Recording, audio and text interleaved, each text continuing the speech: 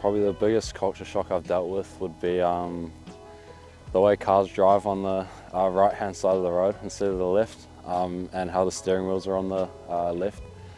There have been a few times, especially in my first week, where I'd be crossing the road and I'd look the wrong way and nearly get hit by a car coming. I'd say probably mostly the food, and also how diverse the population is here in the US, where you find people all over the world, while in Italy maybe we have like a little bit smaller communities and we don't have as many diverse cultures. And at the beginning was a little bit tough understanding about all of the different cultures here in the US. It's a lot different because you're not just playing for yourself. You've got a whole group of guys that are relying on you to bring your best energy, your best game every time you play a match.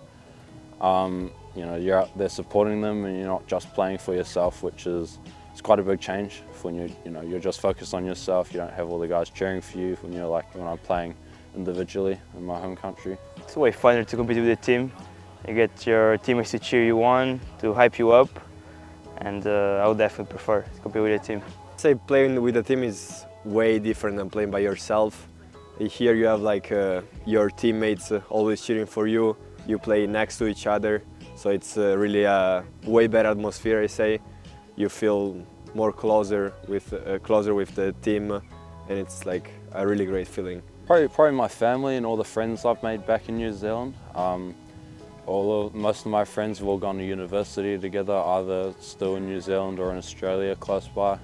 So how I compensate for that is with the group of guys I've got behind me, supporting me, that I met coming into college tennis. It's almost like a new family, like a new brotherhood, and I really enjoy it.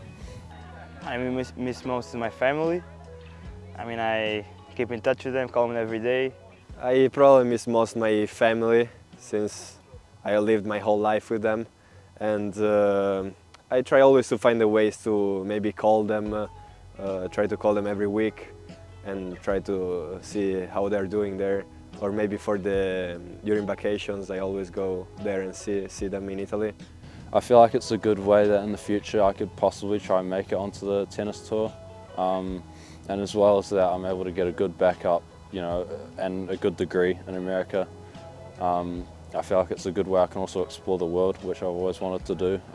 I've been in New Zealand most of my life. I've been to Australia, and earlier when I was really young I went around the world in Europe a little bit, but yeah, this is quite a big goal for me for the past couple of years, to make it over here and study and play competitive college tennis. Which is to compete in tennis and still pursue a degree.